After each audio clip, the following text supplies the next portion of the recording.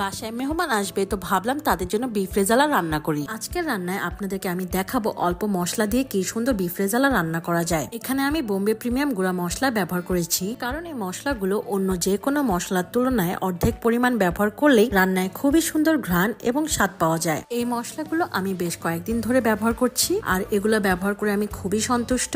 খেয়াল করে দেখবেন যে মশলার রংটা বদলে এসেছে। এখন এর মধ্যে বাদাম, কিশমিশ, জয়ফল, জায়ত্রীর পেস্ট আমরা দিয়ে দিব। মশলা কষানোর জন্য আপনারা এই পর্যায়ে হালকা পানি দিতে পারেন। এখন এর মধ্যে দিয়ে দিব টক দই আর চিনি। লবণের পরিমাণটা আপনারা আপনাদের স্বাদ অনুসারে দিবেন। মশলা কষানো হয়ে গেলে আমরা এর মধ্যে গরু মাংসগুলো দিয়ে দিব। এখন মশলার সাথে মাংসগুলো ভালো মতো মেখে নিতে হবে এবং ঢাকনা দিয়ে দিতে হবে মাংসগুলো ভালো মতো সিদ্ধ হওয়ার জন্য। এক পর্যায়ে দেখবেন মাংসে এভাবে তেল উঠে এসেছে। এখন এর মধ্যে আমরা দুধ দিয়ে দিব। এই রেসিপিটা রান্না করা খুবই সহজ আর সময় কম লাগে, তাই মেহমান আসলে আমি এটা রান্না করি। এখন এর মধ্যে কয়েকটা কাঁচামরিচ আর পেঁয়াজ বেরেস্তা ছিটিয়ে দিব।